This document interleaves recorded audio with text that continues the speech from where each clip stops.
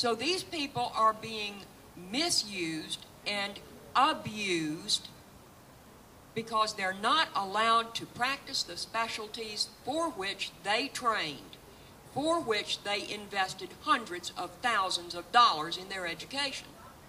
This is also not an economic use of the multi-billion-dollar equipment which modern trauma centers have to have in order to treat trauma cases.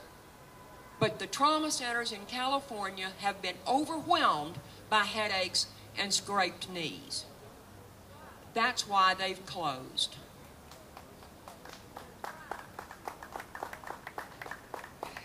It's sad, because guess what? It's coming this way. And this same scene is opening now in hospital theaters near you. A hospital with an emergency room must have specialists ready to treat on call at all times for all departments that provide medical services. EMTALA is an unfunded federal mandate. Government imposes viciously stiff fines and penalties up to $50,000 for each incident upon any physician and any hospital refusing to treat any patient that a vigorous prosecutor deems was an emergency, even though the hospital or the physician screened and declared the patient's illness or injury to be a non-emergency. But government does not pay either the hospital or the physicians for treatment.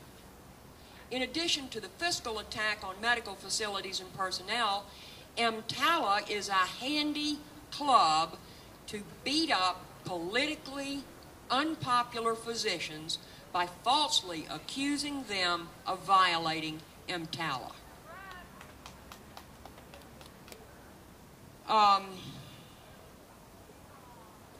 Since the government does not pay either the hospital or the physicians, guess what happens to you?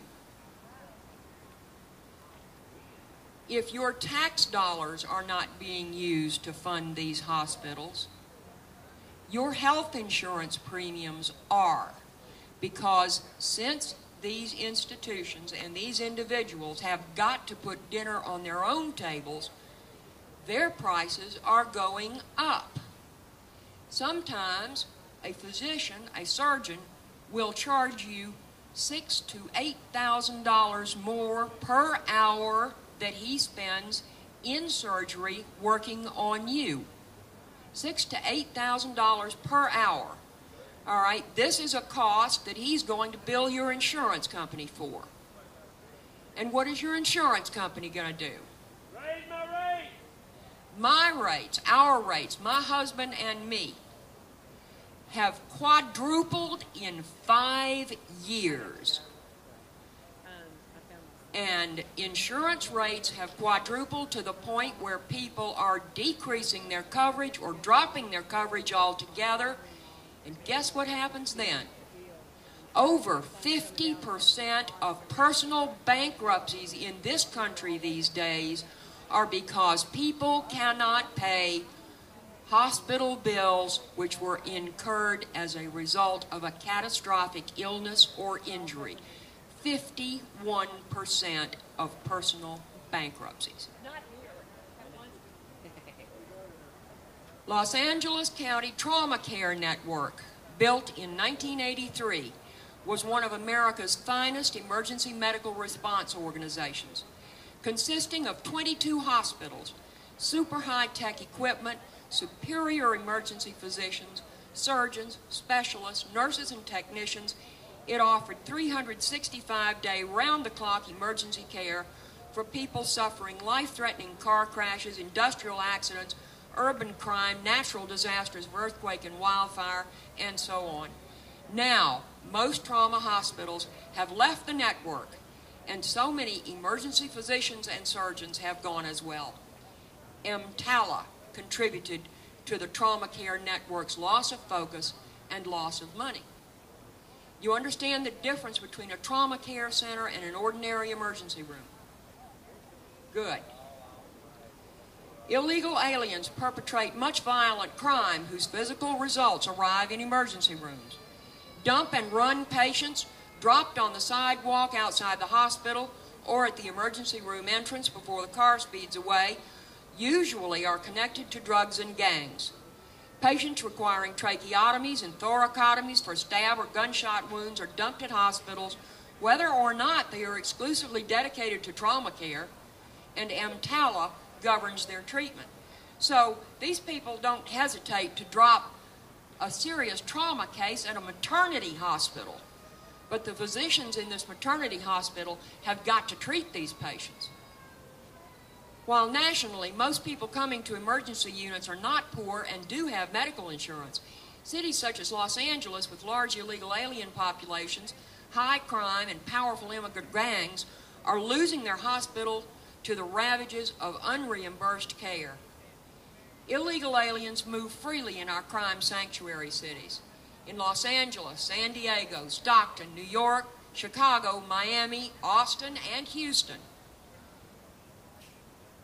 No hospital, no physician, no city employee can report immigration violators to the Department of Homeland Security's Bureau of Immigration and Customs Enforcement. Los Angeles Police Department Special Order 40 prohibits cops from initiating action where the objective is to discover the alien status of a person. I would like to take this one moment to thank Mayor White and the City Council for altering somewhat the conditions under which the Houston Police Department must function. God bless you, gentlemen. Keep it up.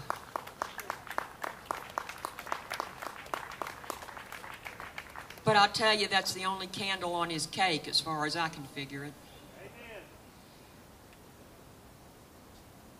Now, let's go on to something else. How about an ambulance? God forbid you should wake up some morning and your wife or your spouse, your significant other, should discover that during the night you had a debilitating stroke. 7 o'clock in the morning, you call an ambulance. Somebody calls an ambulance. You had better pray that they're not off taking care of some recently discovered, wounded, illegal alien. Because the crime which is perpetrated by illegal aliens takes up just as much of your ambulance resources as legitimate cries for help. Think about that.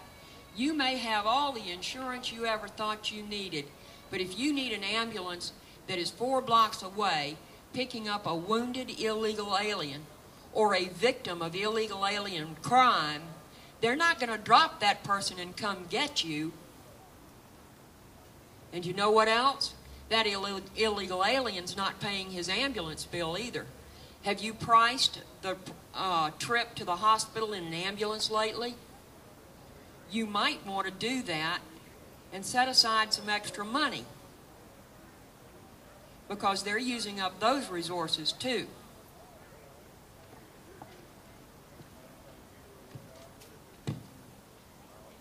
About this drug-resistant TB.